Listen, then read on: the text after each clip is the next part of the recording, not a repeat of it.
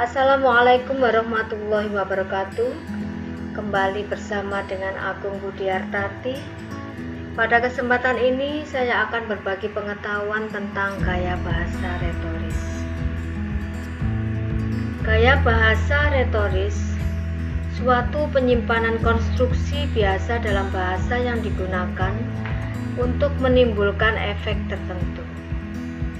Gaya bahasa tersebut hanya memperlihatkan bahasa biasa yang masih bersifat polos, bahasa yang mengandung unsur-unsur kelangsungan makna dengan konstruksi-konstruksi yang umum dalam bahasa Indonesia. Oleh karena itu, arti yang didukungnya tidak lebih dan tidak kurang dari nilai lahirnya. Tidak ada upaya untuk menyembunyikan sesuatu di dalamnya. Itulah gaya bahasa retoris.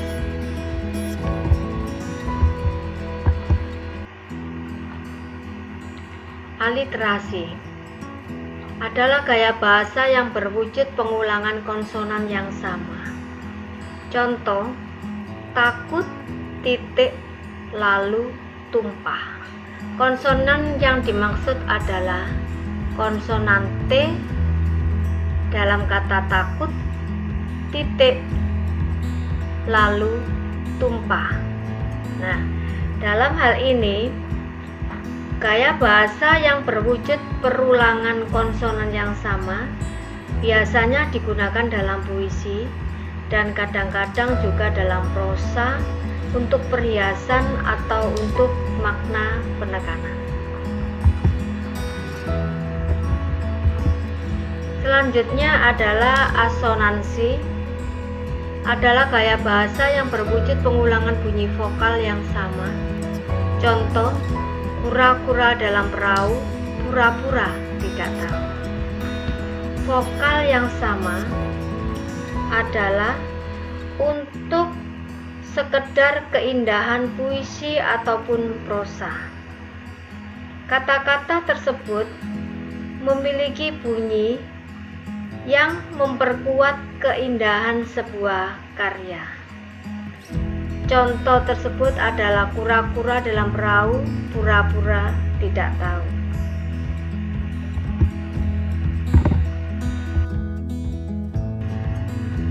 Selanjutnya adalah gaya bahasa anastrof atau inversi, adalah gaya bahasa yang berwujud dengan pembalikan susunan kata yang biasa dalam kalimat. Gaya bahasa tersebut diperoleh dengan pembalikan susunan kata yang biasa dalam kalimat yang merupakan permutasi atau perubahan urutan unsur-unsur konstruksi sintaksis. Inversi adalah sejenis gaya bahasa retoris yang memindahkan atau membalikan kalimat atau mengubah susunan unsur-unsur konstruksi sintaksis, dan dalam inversi predikat suatu kalimat disebutkan terlebih dahulu sebelum subjek tersebut. Contoh, pergilah dia meninggalkan kami, keheranan kami melihat perangainya. Predikat pergilah didahulukan daripada subjek dia. Begitu juga dengan keheranan kami, keheranan predikat, kami subjek. Jadi gaya bahasa tersebut diwujudkan dengan membalikkan susunan kata yang biasa dalam kalimat.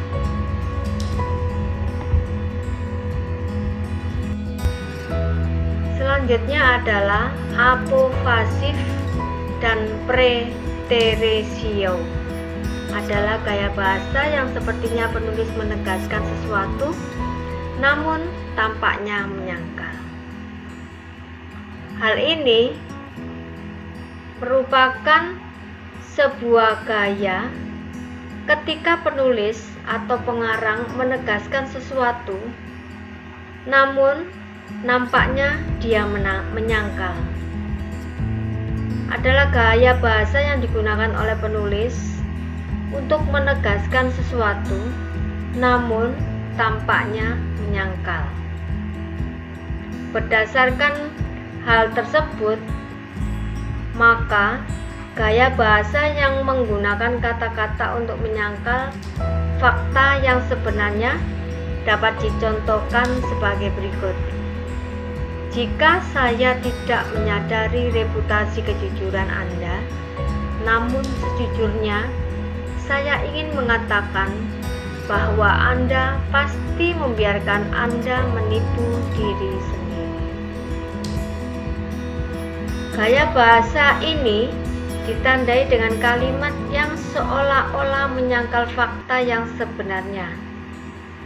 Penutur ingin menegaskan bahwa ia akan mengatakan kepada masyarakat perbuatan tersebut sesuai dengan apa yang dituturkannya. Ditandai dengan kalimat yang seolah-olah menyangkal fakta, namun kalimat tersebut sebenarnya berbalikan. Tampaknya hanya menyangkal.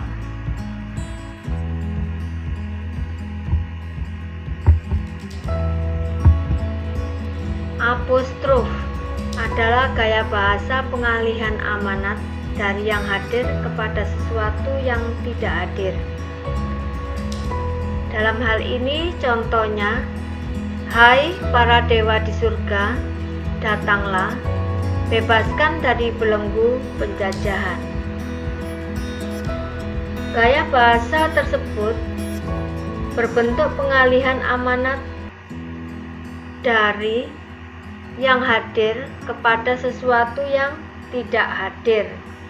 Cara ini lazim dipakai oleh orator atau para orang-orang dahulu.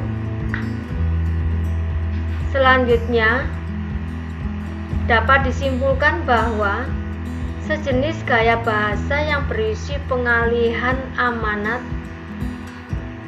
kepada hadirin yang tidak hadir, dengan kata lain, orang yang dimaksudkan tidak berada di ruangan tersebut.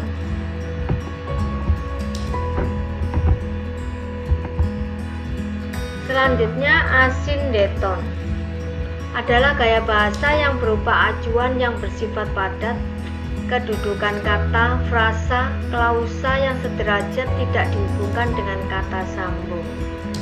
Sebagai contoh, kesesakan, kepedihan, kesakitan, 1000 detik-detik penghabisan orang berlepas nyawa.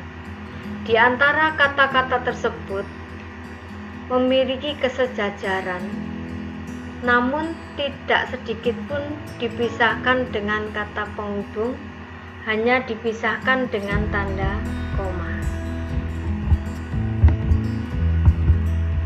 Selanjutnya, polisindeton adalah gaya bahasa kebalikan dari asindeton.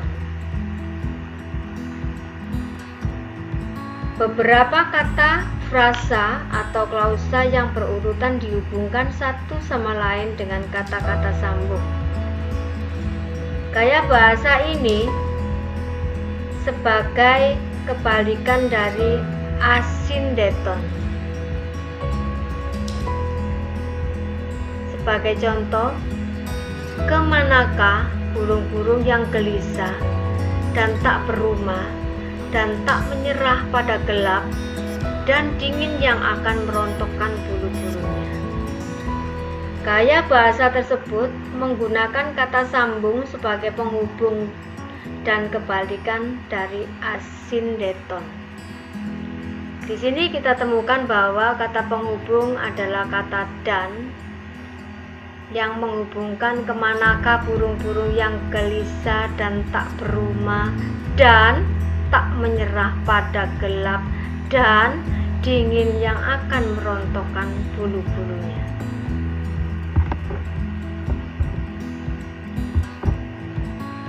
Selanjutnya, kiasmus adalah gaya bahasa yang terdiri dari dua bagian, baik frasa atau klausa, yang sifatnya berimbang dan dipertentangkan satu sama lain, tetapi susunan frasa atau klausanya itu terbalik bila dibandingkan dengan frasa atau klausa lainnya. Sebagai contoh, semua kesabaran kami sudah hilang, lenyap sudah ketekunan kami untuk melanjutkan usaha itu. Gaya bahasa ini mengandung pengulangan kata dan dipertentangkan satu dengan lainnya. Elipsis adalah gaya bahasa yang berwujud menghilangkan suatu unsur kalimat yang dengan mudahnya dapat diisi atau ditafsirkan sendiri oleh pembaca atau pendengar, sehingga struktur gramatikal atau kalimatnya memenuhi pola yang berlaku. Sebagai contoh, masihkah kau tidak percaya bahwa dari segi fisik engkau tak apa-apa, badanmu sehat, tetapi psikis, dan selanjutnya. Gaya bahasa ini mengutamakan penggalan-penggalan kalimat secara tidak beraturan. Artinya, bisa subjek yang dihilangkan, predikat yang dilenyapkan, objek yang disembunyikan, keterangan yang tidak difungsikan, bisa pula modalitas yang tidak disertakan. Elipsis hidup subur dalam fiksi seperti cerita pendek dan novel.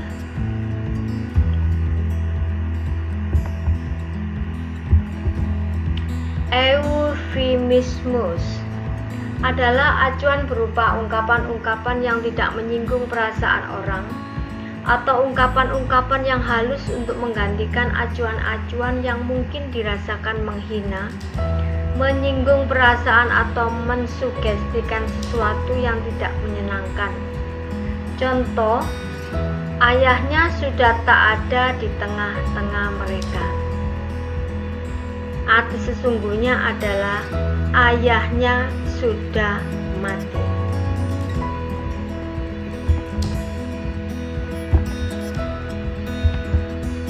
Litotes adalah gaya bahasa yang dipakai untuk menyatakan sesuatu dengan tujuan merendahkan diri. Sesuatu hal dinyatakan kurang dari keadaan sebenarnya, atau suatu pikiran dinyatakan dengan menyangkal lawan katanya. Contoh, kedudukan saya ini tidak ada artinya sama sekali.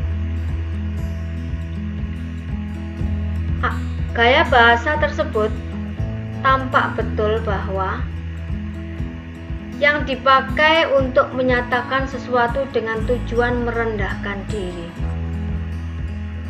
Sejenis gaya bahasa yang mengandung pernyataan yang dikurangi dari kenyataan yang sebenarnya,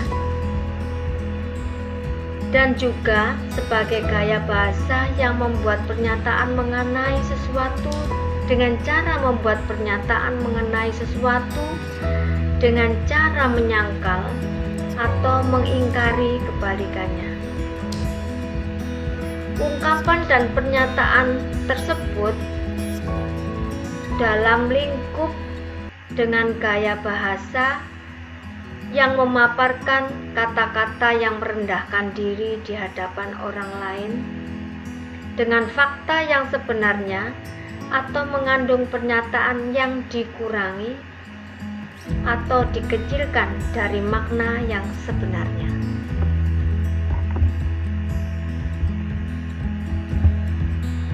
Selanjutnya, histeron proteron adalah gaya bahasa yang merupakan kebalikan dari sesuatu yang logis atau kebalikan dari sesuatu yang wajar. Misalnya, menempatkan sesuatu yang terjadi kemudian pada awal peristiwa. Juga disebut hiperbaton. Contoh, jendela ini telah memberi sebuah kamar padamu untuk dapat berteduh dengan tenang. Gaya bahasa ini merupakan kebalikan dari sesuatu yang logis atau kebalikan dari sesuatu yang wajar. Menempatkan pada awal peristiwa sesuatu yang sebenarnya terjadi kemudian.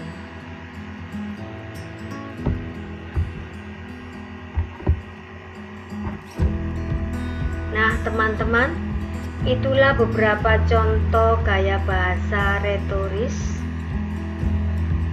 Mudah-mudahan pengetahuan yang saya sampaikan ini dapat memberikan sumbangsih positif untuk menulis fiksi dengan cara yang indah, dengan menggunakan gaya bahasa yang indah pula.